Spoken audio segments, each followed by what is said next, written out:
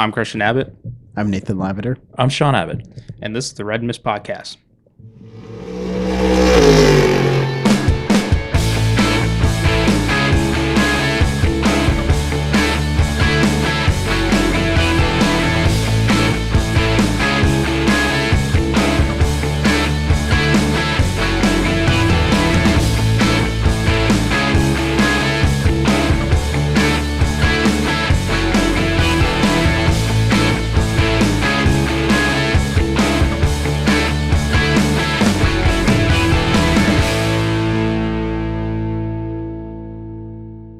Hello, welcome to the Red Mist Podcast, Season 4, Episode 17. In honor of the double this weekend, we have the Kyle Larson, Arrow, McLaren, HendricksCar.com, Dallara. Number 17. Not the best weekend for Kyle? Yeah, I was going to say, interesting. Well, I one too many NASCAR number 17, so it's trying to shake it up here. Hold on. We can.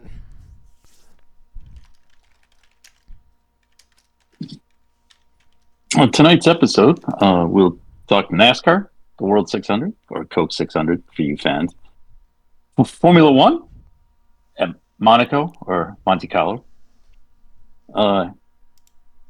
IndyCar with the granddaddy of them all, the Indy 500, and we'll mix in some MotoGP from Silverstone, the British Grand Prix.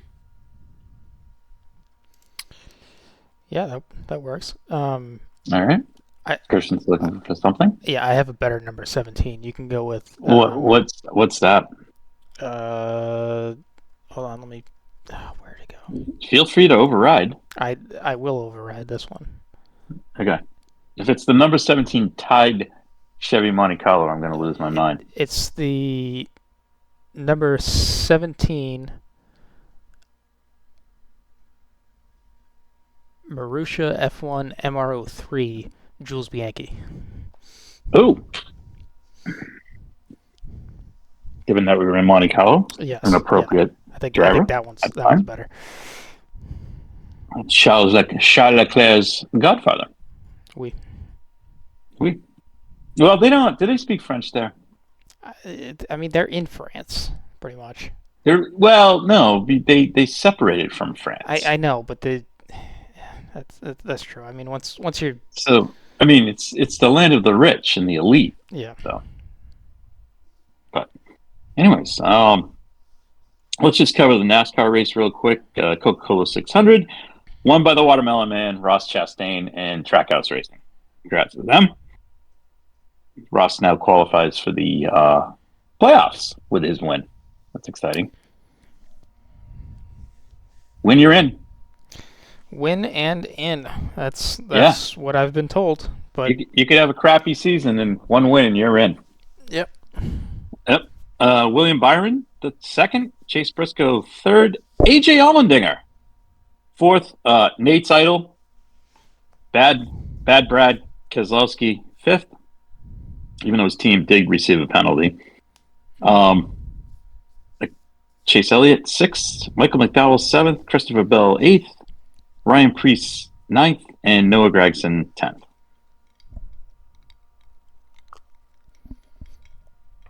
And Kyle was out early in this as well.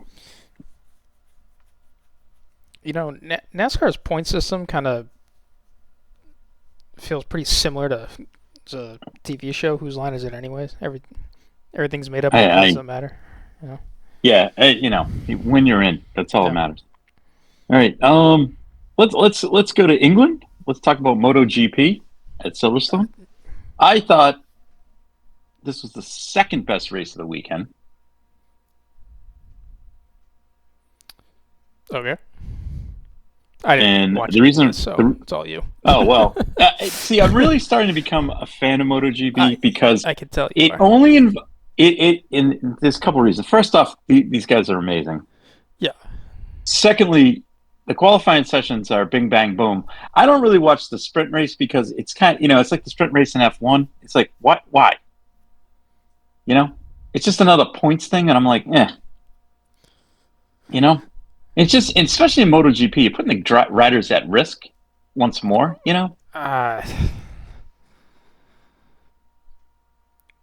Okay, I mean, like, right? I understand, like, completely unnecessary and stupid risks, but, like, if you're going to a track anyways, to race on, no, like, you're right. however many times you race right. there, I don't really think that that's a good argument.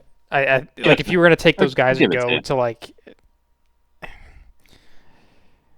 Isle of Man, even, I mean, I know that's an actual bike race, but, like, to sit there and say, like, put 20 guys right on top of one another and go, like, that, it's a little different than, separating them out. Anyways, so, and there's just one quirk to MotoGP besides that. This is the one quirk I really don't like, is if a rider falls, okay, now you crash out, okay. I mean, sometimes these guys will get back up. They think the bike's good, but 9 times out of 10, the bikes there's some issue. So they usually retire in 2 or 3 laps. But if this all happens within, I think it's the first lap or first 2 laps, and they red flag the race, everybody that was out before the red flag gets to come back into the field on backup bikes.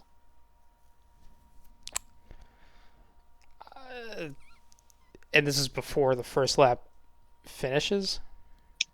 It's either the first 3 laps or something. There was some crazy rule. This is the first time I saw it. So I could see the first lap. Like, if I might be wrong.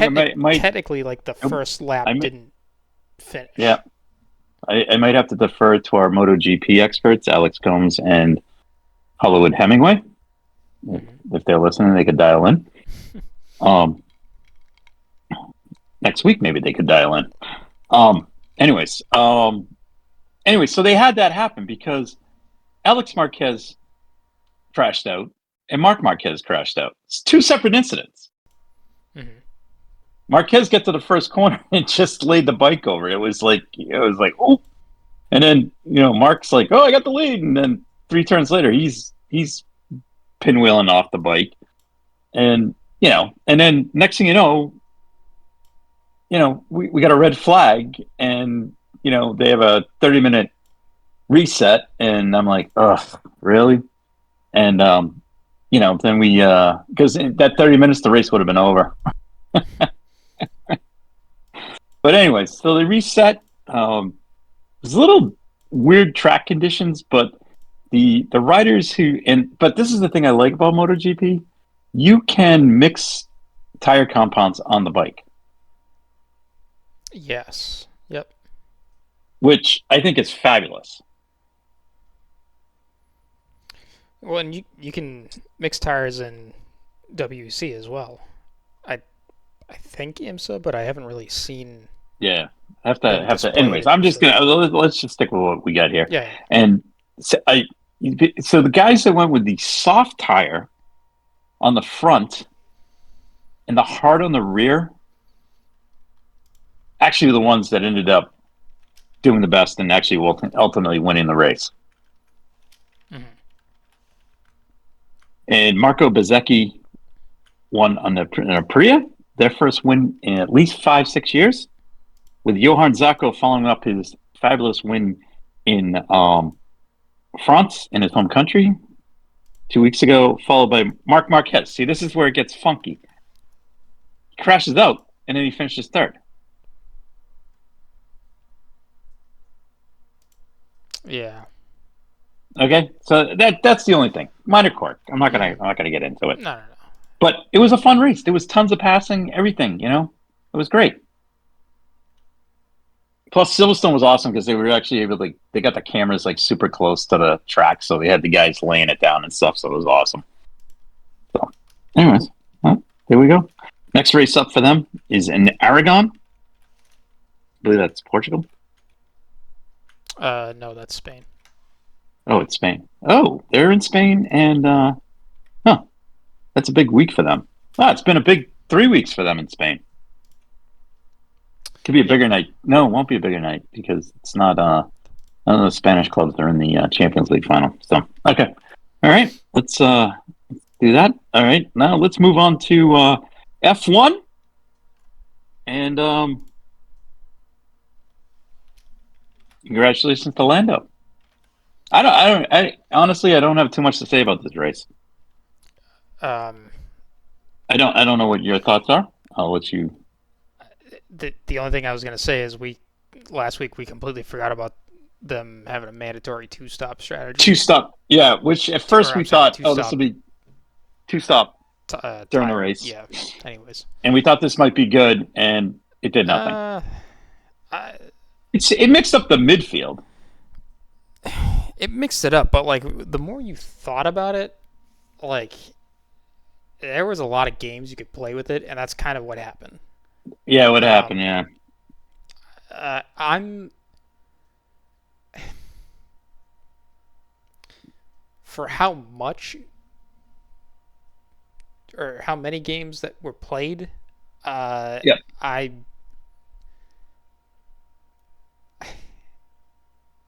would have almost liked to see George in the Mercedes just cut the chicane way earlier in the race because I think he could have outpaced the Williams.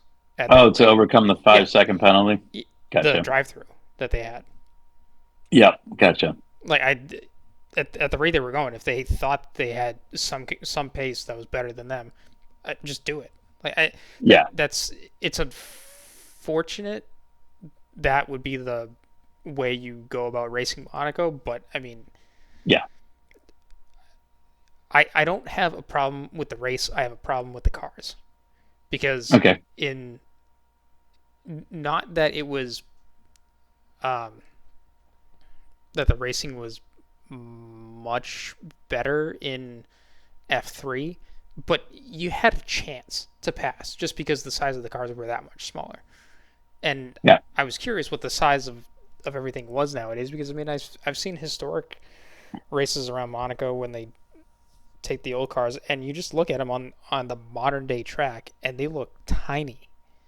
After having watched the current day car or the modern day cars go around, and today's I looked up that the size of today's F3 cars were the size of what the F1 cars were in the year 2000, like that generation. Wow. So, because even I don't know, the other week or month, I came across like 2002 Monaco Grand Prix, so I threw it on just to have something in the background. Yeah. And like, it was a 3 or 4 way. I say battle, but like same kind of deal, a little bit of a train, but like it was Schumacher, Montoya, Barrichello, and Coulthard, I think it was. Yeah. But I mean, like I'm watching Schumacher and Montoya, and like there's like after having watched today's cars run around, I'm sitting there, I'm like, there's so much room. Like just make a pass. Yeah. Like, but that's the difference, and like it was, and I don't know what track changes there are to make. I know people have been throwing stuff around, but like, my biggest gripe is change the cars. You don't need what they are today. You can make them smaller. Right. I know there's safety, but like there was even safety, safety considerations in the rules back in the early 2000s, and you still had those small cars. Like you can make a car that's that small and that strong. So I mean, yeah, I mean this is how this funny this race was. I mean, essentially the first 4 were Lando, Charles, Piastri, Verstappen. Yep. That was the same qualifying order. Yeah. And really like the strategy only there was a mix up in the back just because it depended on which game you wanted to play. You're right. And there were talks of like if you or like there was the yellow at the beginning of the race or VSC whatever, and I figured like because there was a one argument of, well, if there's a yellow or if there's no yellow on the first lap, you pit, right? Because then that gets you into free air. That's good. But then if a yellow comes out right after that, pit again, because then you don't have to pit for the rest of the race, and then you're going to naturally jump everyone. But I guess the only thing you don't foresee is who's going to play the game of being the turtle in the road and slowing everyone up, like how Williams played it. And you know what? Well, actually, not just Williams, but also the Racing Bulls.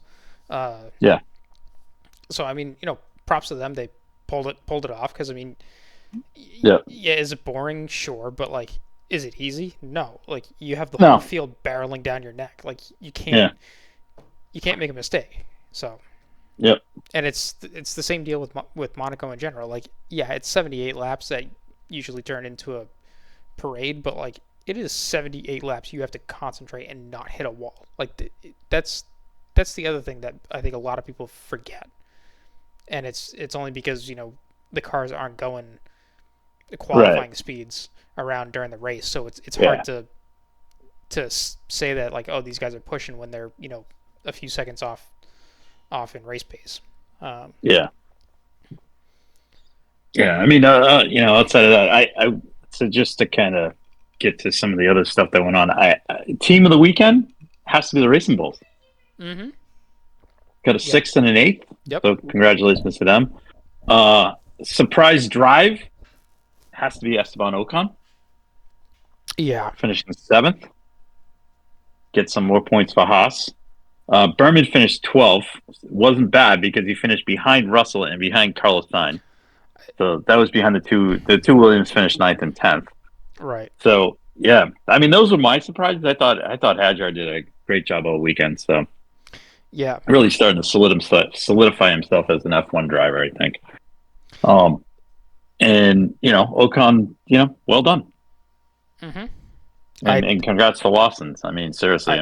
He's had a rough season. So I was going to say this weekend was one of the first that really went well for him, and it wasn't just. I mean, he still got out qualified by Hadjar, but he was much closer, and it was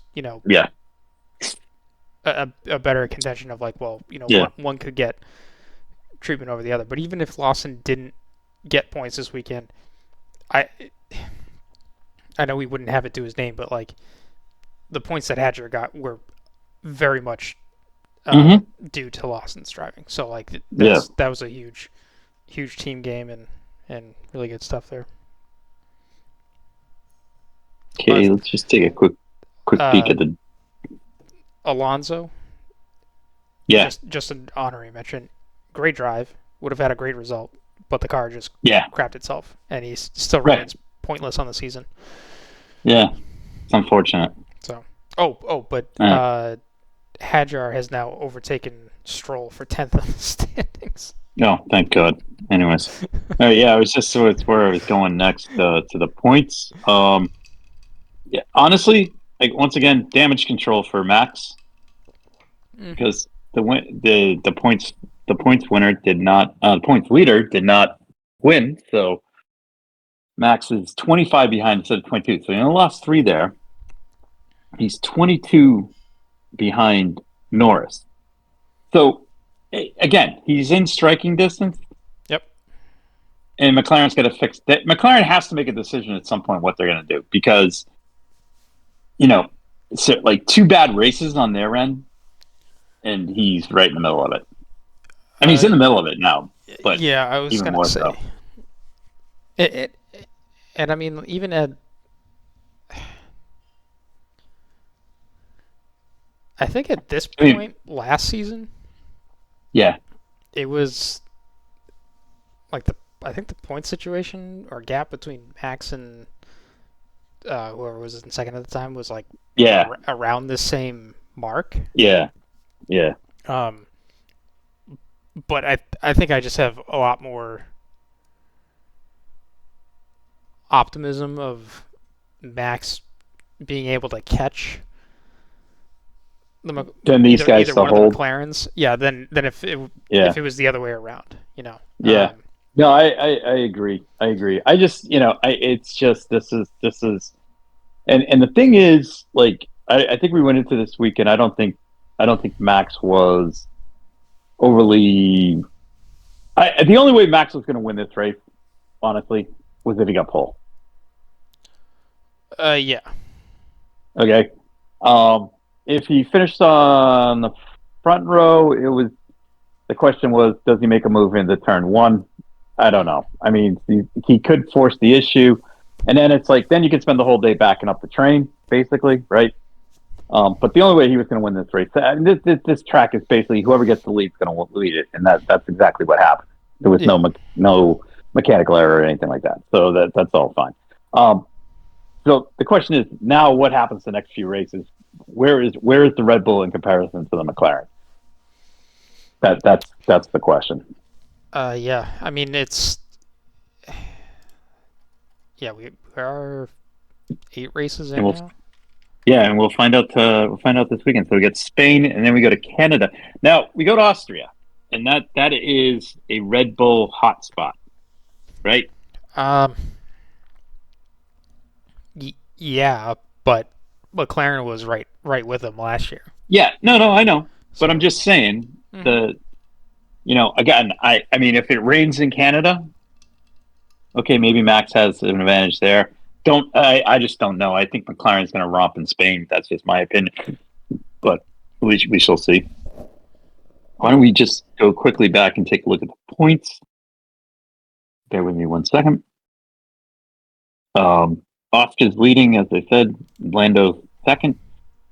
Max. Russell has got 99. He's got 20 on Leclerc, and Hamilton's 32, 36 back.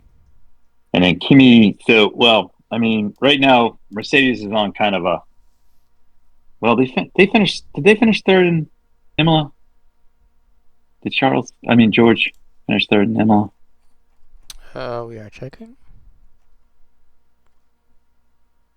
No. He was on he was third in qualifying then. Okay. Yes. So Mercedes is on a pace where they've had 2 rather bad weekends. Yes. Okay. And Charles didn't have a stellar weekend this weekend. So, I mean, this is kind of, who? This whole group here Who is kind of. You said Leclerc didn't have a good weekend? No.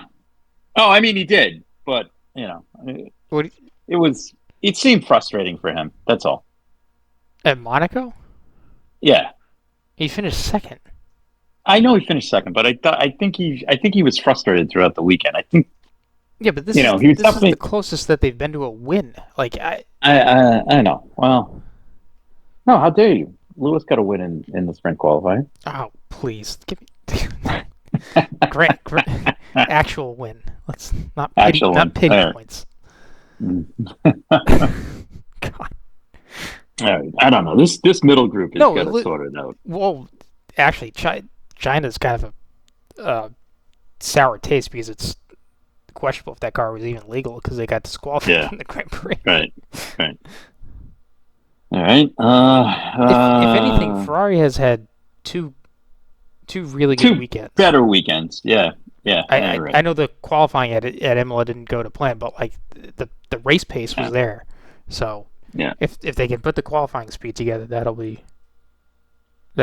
It's interesting because that Ferrari has now gone from super quick in qualifying and bad in races because they couldn't hold on to the tires. Now they've flipped it. Yeah. Where they can't get the qualifying, but the race pace is it's there. Or maybe they're just or they could just be qualifying where they are and they're not really moving. Right. And it just seems like they're holding station. All right. And next up is Barcelona this weekend to close out the first triple header. The European triple header, as they say. And then we are off to Canada after that, after a little hiatus. So, All right, we'll come back with our F1 picks a little bit later.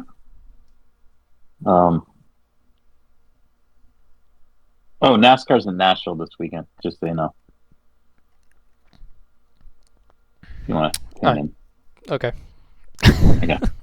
All right. Let's get to it. The Indy 500.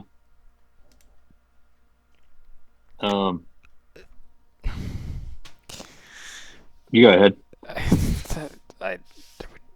Are we talking through the race, or are we just talking about the result of it? How do you want to go?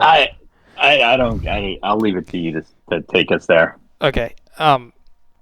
Just the elephant in the room. I think the championship's kind of. Oh, I thought you were talking the Penske cheating scandal. Oh, okay. Oh no! No, I don't.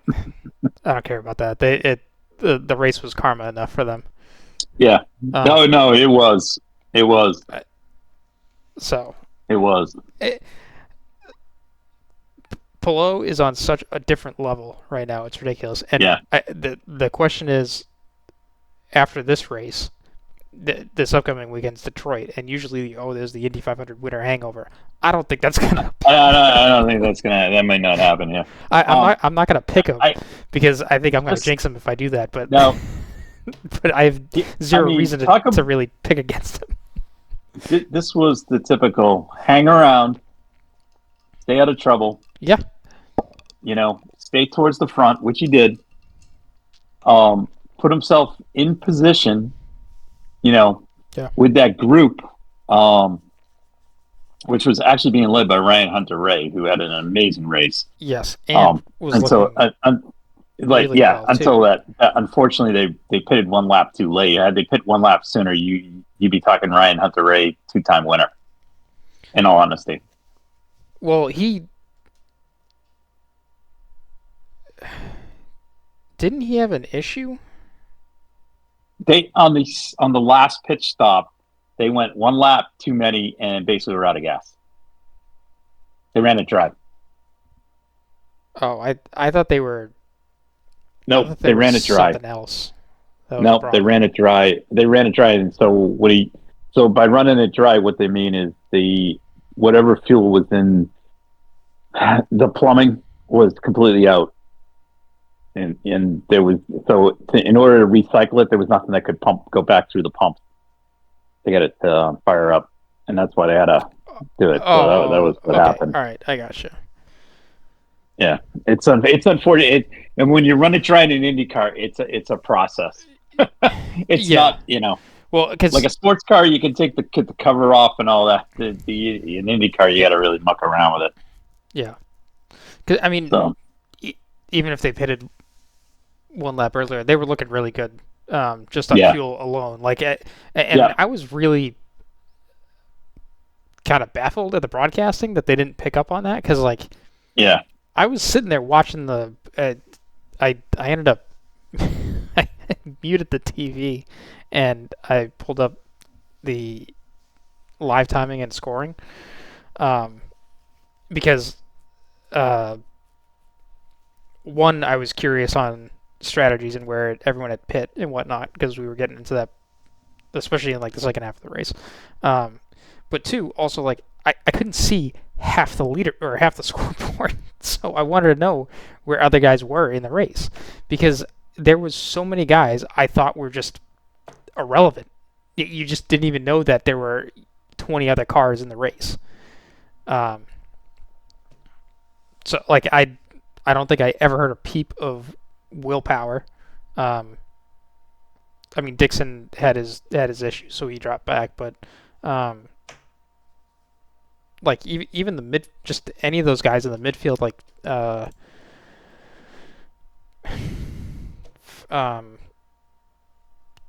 Rahal, Herta,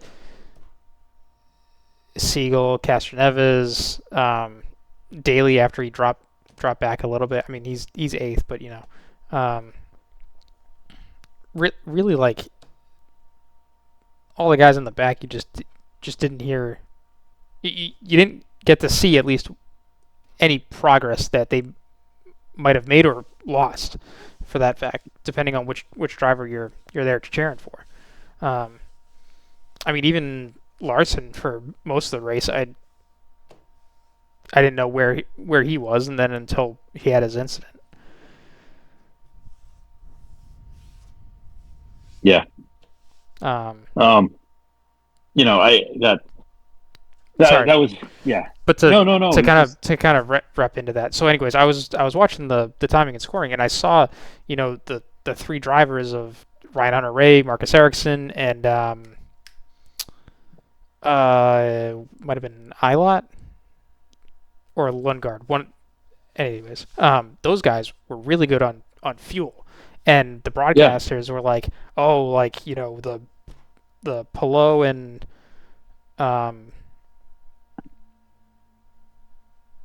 it was like Palou, Award, and Malukas. That's what it was. They were like, this is the battle for the lead, and I'm like, guys, like, Ryan Hunter-Reay was so far out in front. I know. Was better on fuel. Like, he's gonna come out because I think when they said that, they came back from a break, and then I think Hinch and Bell realized that wasn't the case, and that Hunter-Reay really was the guy. Yeah. So just too bad there. That was like, I mean, considering that car was that wasn't the race car. That was the car at the shop, you know. So I mean, props to Dreyer Reinbold. Mm-hmm. I mean, the car they gave Harvey was good too. So I mean, great, you know, well done there. But so once that's sorted out, then we got Ericsson, Palou, Award. At that point, I think Palou was definitely he was playing where do I want to be at the end of the race. That's what he was trying to do. Mm-hmm. And he finally made a decision to go on Pato, and he took him. And then kind of settled in behind. And Pato made a couple runs back at him to try and do that. And couldn't quite get it done. And then the thing that was happening in front of them was you had Di Francesco and Louis Foster fighting each other for position, which was actually holding everybody up. Now, they didn't have to move, but the problem was no one could get to them. You know? Yeah. That was the thing. So I don't, people are giving them a lot of flack, and I'm kind of like, it wasn't like these guys were right up their butts. Well, I mean, they were, but I think it was just the game of, like, how close do you get, and, you know, if you're gonna make a move on him, you gotta get by him, because you gotta get by, and they having the other guy go. Right. So Ericsson really couldn't do it, and they ended up backing the three up of Ericsson, Palou, and Award, as Foster and Di Francesco kind of pulled away, gapped them a little bit, but then Ericsson made a mental mistake. Simple as that. Because going in that corner, he left the door wide enough open, but Palou was ready to jump on it, and he did. I don't know how much of a mental mistake you could say it was, because I just think he didn't think that. Yeah. Palou well, that's what I'm saying. Yeah. No, I think that's a fair point. But it was amazing. I all good. Took it when he needed to, and then just he just had the reverse thinking of what Ericsson was, where Ericsson was trying to just figure out of, like, all right, like, I'm good settling in, and, like, at some point you just got to say, like, I'm not good. I got to keep going. So, so I mean, and then Palou just did his masterclass to the end of the race, and then well done to him. Yeah. So, I feel, unfortunate for Ericsson, but as it turns out, honestly, if you win and then you're DQ'd, yeah. So that's unfortunate there. Three cars DQ'd at the end. Rules are rules. Yeah, and it was nothing but calmer for Team Penske over the weekend. So all good with me. on that front. The only thing I felt bad. Power. I don't know. Just I don't. His team was out to lunch during the race. I mean, Newgarden had a mechanical and Scotty had the brain cramp. I don't know what he was feeling. Honestly, no idea. Yeah. No idea. And I don't want to hear, like, I was tired of hearing, like, Hinch and Bell saying, well, it's cold. You know what? The driver knows it's cold. The driver should then be extra cautious. Okay? Yeah. Simple as that. Okay? He wasn't. And, he paid the big price. Because there was 32 other drivers that didn't do it. Didn't do it. Sadly, Dixon got, some kind of mechanical issue with the brake. And then it was a typical race when the temperatures and it's overcast like that. At Indy, when it's cold track temperatures, the track is just brutal. It's a tough track. Yeah, I mean it's hard to get the tires up to temperature and then Yeah, it's hard to get right and then creating the grip. So yeah, overall that was the conditions that were thrown at you. Palou did a great job. Taco was there, mm-hmm. and then had an error in the pits and couldn't recover. Had they not had that error, yeah, much like Hunter Ray, would have been a factor because his car was definitely fast, and he. So Hunter Ray, Sato, great race by those guys. Malukas and Ferrucci, great race by them. The Foyt guys were the best of Team Penske. Yeah. I was sitting there during that race and thinking if Malukas had won the race, he would have just secured himself a Penske for next year. Yeah, and I mean, Shank had a great race with Froyo finishing fourth. Mm-hmm. Helio was sixth. Connor Daly again, good run as usual. Helio was just 10th. 10th, yeah. Connor finished 8th.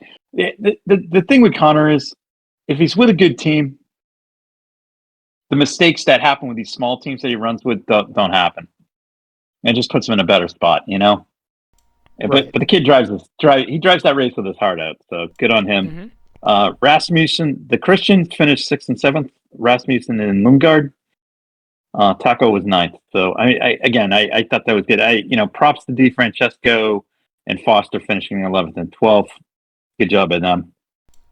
Overall, it wasn't a bad weekend for Letterman. I mean, Rahal Letterman, because they finished 9th, 11th, 12th, and Graham was 17th. So yeah, not too bad. I do have to say it was really cool seeing ECR 1, 2, 3. Yeah, at the start of the race. Yep. That was that was great, and it was working out really well for him too. And the pit stop cycles just didn't come together. Rossi's was something went. There was a bearing in the gearbox or something that caused the problem that they had a pit, and then ultimately they had the fire. Yeah. So the fire wasn't what put them out. It was the gearbox that was terminal. Yeah. And it was unfortunate. As Rossi said on the podcast, that's racing. Yeah. I thought that overall was good. I'm not quite sure how you get DQ'd and you finish behind the guy that didn't even take the green flag. Well, no, technically he did. No, he didn't. It was he crashed on the pace lap leading up to the green flag. Okay. Oh no. So I'm sorry. I'm mixing up Marco's crash because he tweeted. Oh well, yeah, no. Marco. Here's like my half a mile, and I was like, well, technically you went more than you were a couple laps in. Yeah, you went a couple. I did like the one where they had the picture of, or he screen grabbed on Instagram. It had who was looking? Marcus Armstrong was looking straight at him, and he goes, "Why didn't you wave?" He has a sense of humor. I know. Yeah.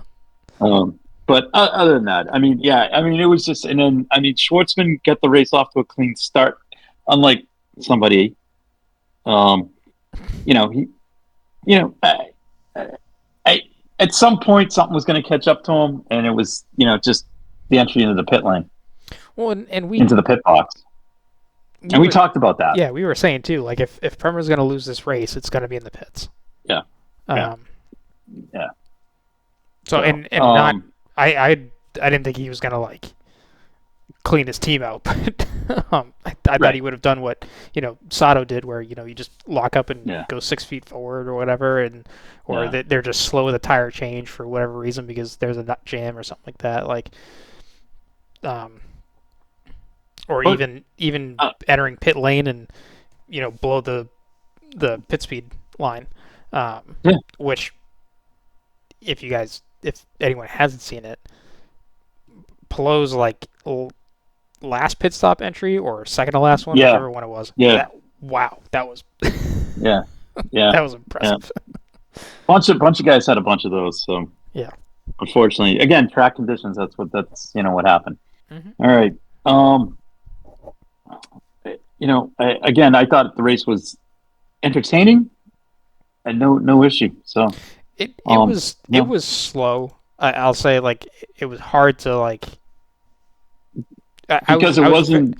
No, I was looking forward to this race, and just the cautions at the start of the race was really kind of interrupted the flow of the race. Yeah, I was and then the rain, and I was like, here we go. Come on. So, but again, overall, entertaining race. I don't know. Had the cars not had the hybrid, would there have been more passing? Hard to say.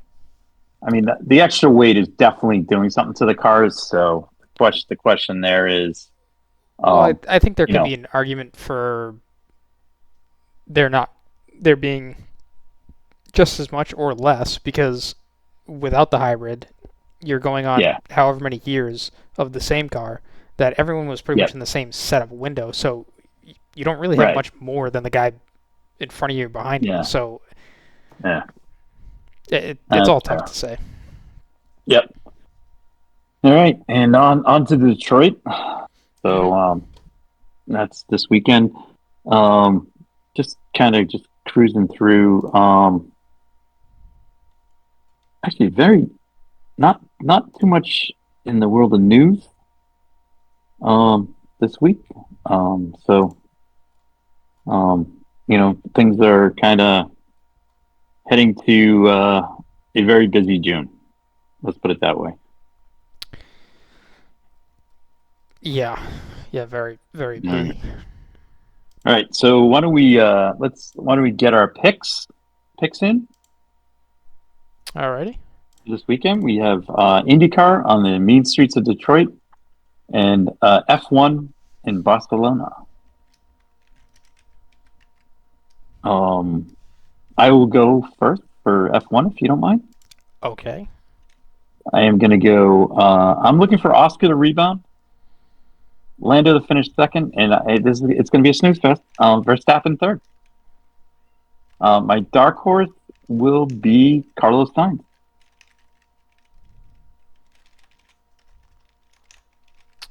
Alrighty.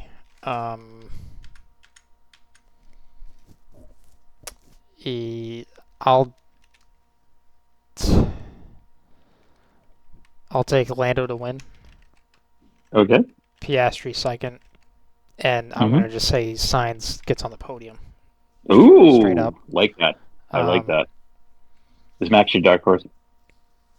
I'm going to go Kimi as my dark horse. Kimi Antonelli. Yeah. Okay. That's fine. All right.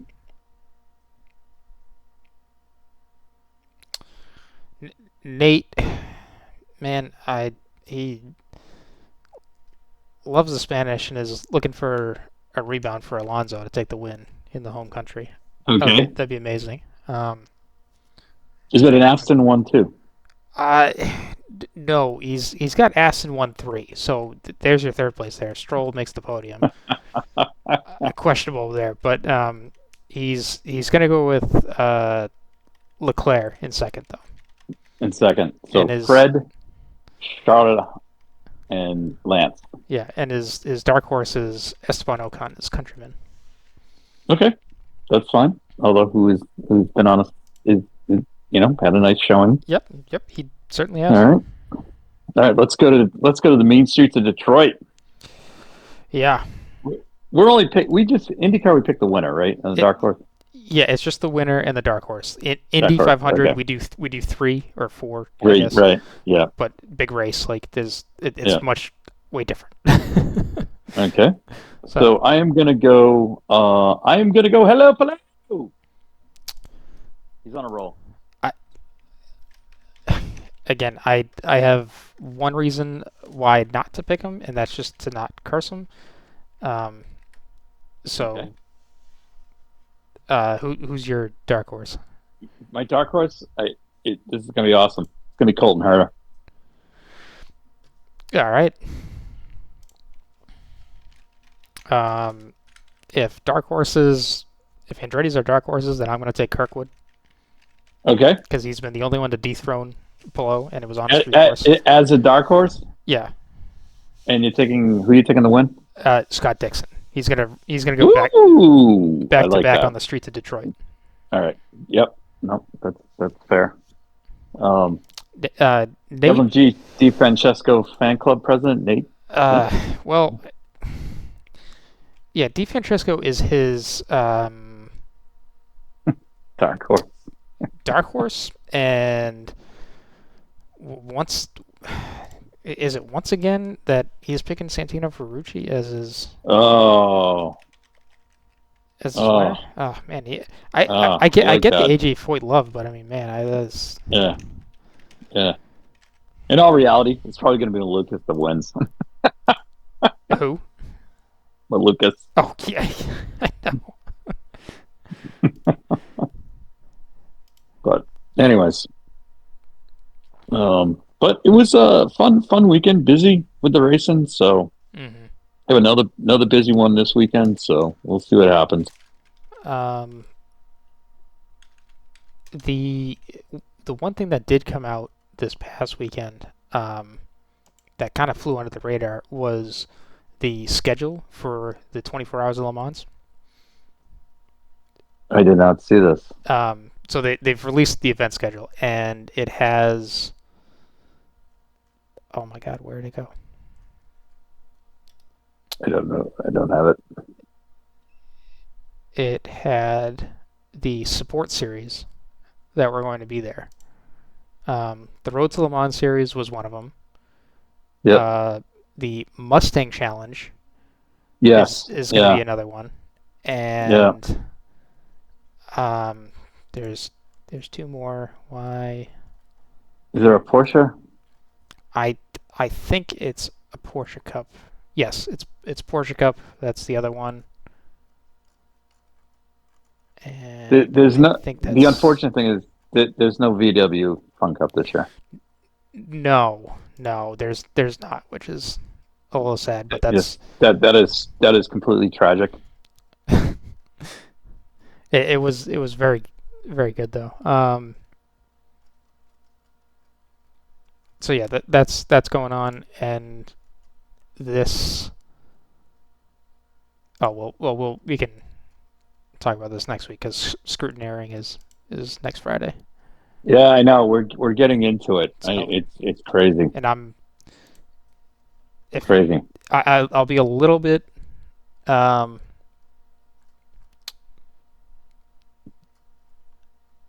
peeved if Ferrari has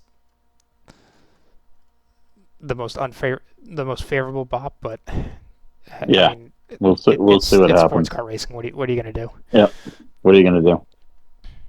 All right. Well, that was a tidy wrap up of the weekend, and all right. And on that note, good night. Thank you guys for listening to the Red Mist Podcast, hosted by Christian Abbott, Sean Abbott, and Nathan Lavender. It's produced by Christian Abbott, and music is by Alex Wart and Harrison Tate.